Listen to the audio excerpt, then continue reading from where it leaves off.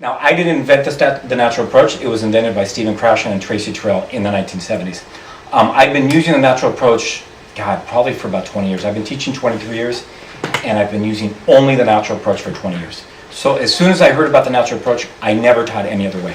I will not teach any way except the natural approach. So a few of you know, a lot of you know about the natural approach. So what I'm going to do is I'm going to give you some background on the natural approach. Again, it was invented by Stephen Krashen and Tracy Terrell. And then I'm going to give you ideas on how to actually implement the natural approach. So let me see if my clicker works. Anyway, I made this. Okay. It's changing there. I'm good. All right. So I made this.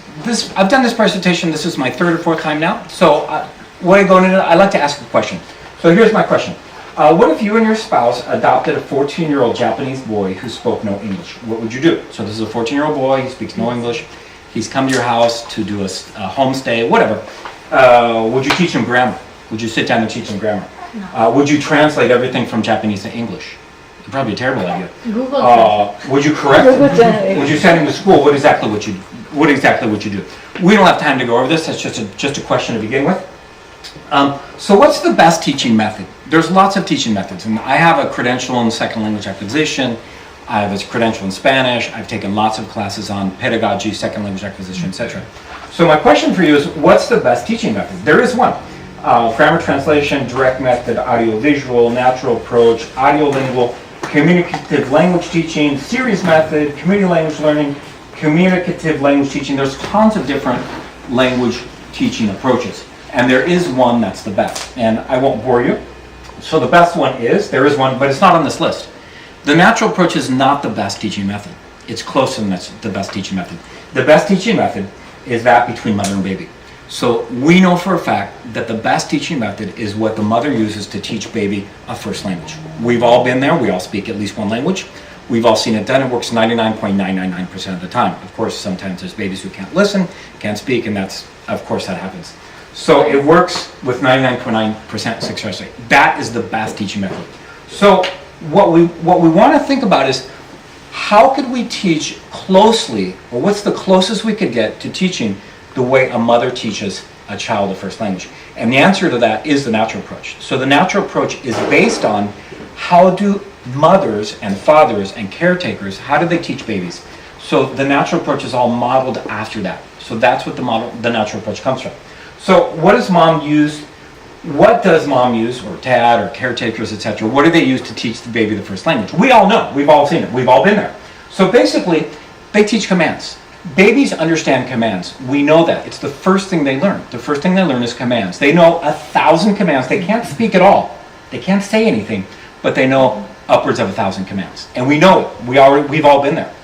They also do storytelling. Parents tell stories to children, whether they're small stories, mini stories, big stories. Parents are telling their children their baby stories all day long, every day, whether it's a mini story or a big story. Where's mommy? Mommy went to get ice cream. Why did mommy get ice cream? Well, we want ice cream. She's bringing ice cream. Whatever the story is, those are mini stories, and all babies learn through storytelling, whether it's a big story or a small story. Modeling. Modeling basically means I model myself. Yo llevo una camisa. I'm going to speak in Spanish. If I do any modeling right now, it'll be in Spanish. I'm a Spanish instructor. So modeling means you just talk about yourself. You talk about your friends. You talk about whatever. You model it. You act it out. Yo llevo una camisa negra, manga larga, pantalones, esta es una cintura. So that's modeling. We've all done that. We all do that in our classes, I hope. Props and realia. Props are a huge thing. If you look at a baby's room, you're going to find toys everywhere. Babies will learn pretty much everything in the home just like that. Probably takes them a few months, 6 months, a year, etc. We know by the age of 5, they know 5,000 words. So a 5-year-old baby knows 5,000 words. So that's our goal. We want our students to know around 5,000 words after 4 years, after 3 years, after 2 years. It takes a long time. Repetition and no grammar. The key here is no grammar. And I'm going to tell you right now, and I'm going to show you one of the slides. Teaching using the natural approach, we don't teach any grammar. I never teach grammar. I don't teach any grammar. I won't teach grammar. I don't want to teach grammar. I don't believe in grammar. And I'm going to show you some slides now. So basically, what if your baby? Another question for you. So what if your baby was not walking yet? You've got a little teeny baby, like this little baby right here. And would you teach the baby to walk? Would you say, come on, we're going to learn how to walk right now. We're going to learn to walk. I want you to walk. Would you pick up the baby each time she fell down? Would you continue to teach the baby to walk until she walked? Would you insist that she learn how to walk? Of course not. Nobody would do that. You'd probably go to jail. They'd probably be against the law. It'd be terrible. Of course not. So you wouldn't do that. So, okay, so what is the natural approach? This is the book. Again, it was invented in the 1970s. Developed in the early 1970s by Stephen Krashen and Tracy Terrell. Written in 1983 by Stephen Krashen and Tracy Terrell. Modeled after the way children learn their first language. So, the natural approach is this. I use 100% the natural approach. And what I do is this. Language is taught entirely in the target language. So when I'm teaching Spanish, that's pretty much all I teach. I only use Spanish. I never use English. I use English about 1% of the time. Once in a great while, one student will just be so stuck, it'll be so hard for me to draw, to model. I don't have the prop, I don't have the picture. I'll just say the word in English. It's okay. 5% is okay. I'd say the AFLC says 10%, 90% or more. So we want to keep around 90% target language. In my class, it's around 99. I don't really need to use English. So the natural approach stresses target language only. So if you're speaking 90% or more in the target language, you're already using the natural approach. That is basically the natural approach. No grammar. So once again, I don't teach any grammar. Students acquire grammar naturally, just like a baby acquires grammar. Babies don't get grammar instruction. Children, parents, they don't teach grammar. The way babies learn grammar is they acquire it naturally. They acquire it over years and years of comprehensive input. So I don't do any grammar. Now, we do have a grammar section in the book. We use a book called Tu Mundo, and students, their job, they have to go home and they have to read the grammar sections at home if they want. They don't have to. I wouldn't. I don't do grammar. I speak 7 languages. 5 of them, I don't know any of the grammar, and I don't care. I'm just not there yet. So we don't require them to do grammar. We have a lot of students who want grammar. They're used to it. In high school, they took their high school Spanish class, high school French class, high school German class. That's all they did. They did grammar. So they want grammar. They say, where's the grammar? But I want grammar. I say, great. You get to learn grammar at home. They say, well, why do we have to learn grammar at home? I say, because you can. Well, why don't we learn grammar at school? Why don't we learn grammar in class and acquire grammar at home? And I'm like, that's impossible unless your mother or father speaks the target language. So we acquire the language in class. The students are acquiring the language in class, and they learn the grammar at home. They read the grammar section, they do the grammar exercises at home. It's not required. I don't require my students to do it. It's voluntary. Most do it, and I don't have a problem if they don't do it. Students are never corrected. So a big thing about the natural approach is we don't correct students. I never, ever correct students. And I tell my students on the first day, I do this for about an hour on the first day of class. Actually, it's the second day of class. So I tell my students, you're not going to be corrected at all. And some students are surprised. Some students want to be corrected. They're like, no, I want to be corrected. And I'm like, well, I'm sorry, go take someone else's class then, because I'm not going to correct you. Many studies have been done. I didn't do the studies. The studies were done by Stephen Krashen and Tracy Terrell. Thousands of studies have been done, and it shows that correction does not work. It does not work. They take 2 classes. They took one class where they corrected the students. They correct. And they had another class where they didn't correct them at all. In the end, they learned the exact same amount. They could speak the exact amount. Correction does not work. It's a waste of time. Okay, and I'm going to tell you a little bit more about correction. I think I have it here. So what's wrong with grammar? So first of all, students who learn grammar, the biggest problem with grammar is students who learn grammar self-edit, which impedes in their natural acquisition and production of language. Students monitor first and then produce, and that harms them later. This is Krashen's monitor hypothesis. So what that means is, if you're teaching me grammar, let's pretend I take a Korean class. I don't know Korean, but let's say I take a Korean class, and the teacher teaches me grammar. Korean grammar. When I go to speak Korean, let's say I go outside, I go to Koreatown in Los Angeles, Wilshire Boulevard, lots of beautiful restaurants there, and I try to speak Korean. What's going to happen is I'm going to think of the rules first. I'm going to think, okay, is it I, you, he? Another reason is language is acquired subconsciously. So learning language is a subconscious function like breathing. So we want our students to acquire the language subconsciously. We want everything they acquire. They're not learning.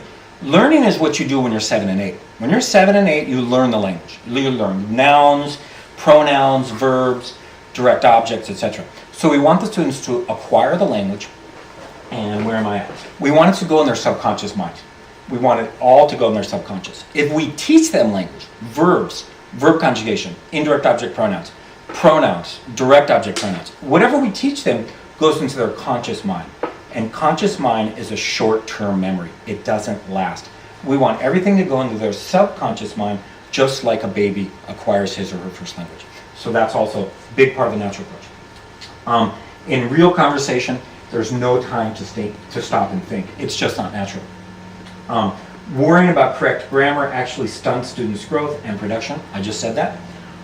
Studies show we don't use much of what we are taught explicitly.